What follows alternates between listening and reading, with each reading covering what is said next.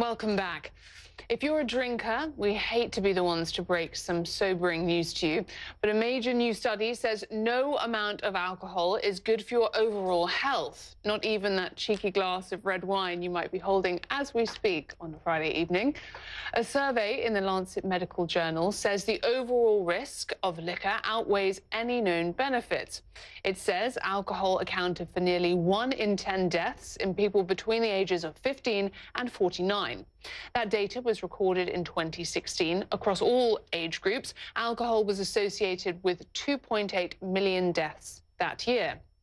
This is, of course, big news for drinkers, but does it really mean that the glass is half empty? To get to the bottom of that glass, let's speak to Dr. Richard Harding, a former government advisor and chairman of the group Drinkers' Voice. Thank you very much for being with us. So I'd like to hear, first of all, your thoughts on this study that alcohol isn't good for you in any amount whatsoever.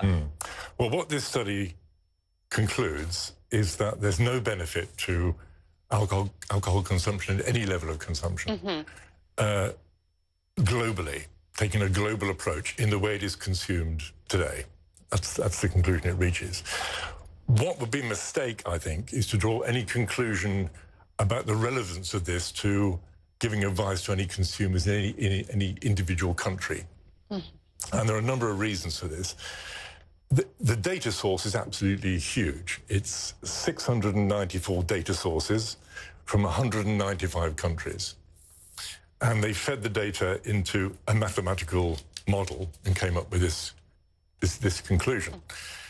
Well, if you do that, you're going to get an answer which is not relevant to any particular place, any particular country.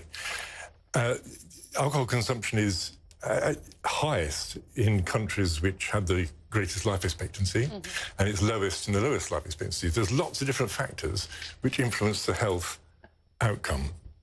And there are lots of different factors, and as you argue, it is a comprehensive study extending all around the world, but yet it isn't the only study that makes this argument. Even England's chief medical officer has said, Dame Sally Davis, I believe, that every time she looks at a glass of wine, she asks herself, well, do I want to increase my risk of breast cancer? And that alcohol is, in fact, not good for you.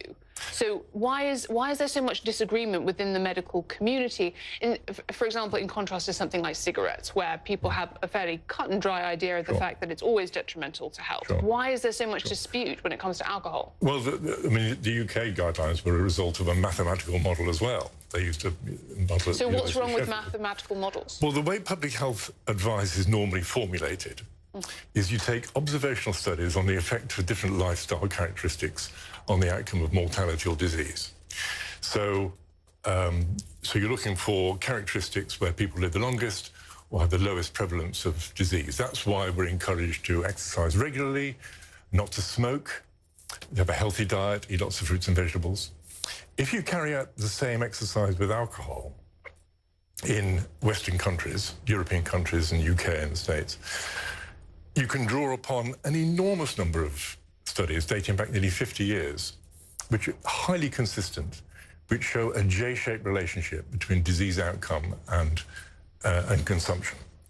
And you get, with moderate regular consumption of alcohol, you see a drop in risk for coronary heart disease, for ischemic stroke, for diabetes.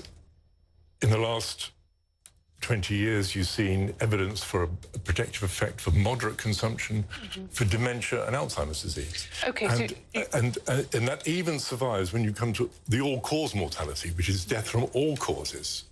Yes, and so that would be according to some studies. And does it matter, though, what type of alcohol people drink? So our viewers who might be having a glass of wine now, is there a distinction to be made between whether or not you enjoy a glass of wine, which I understand has resveratrol and other beneficial compounds, versus a sugary drink or a heavy spirit? Does it matter what you drink? In terms of the cardiovascular benefit, it's certainly the alcohol that's doing the job. There might be additional benefit in the antioxidants in wine, as you say. Equally important to the quantity you drink is a pattern of drinking.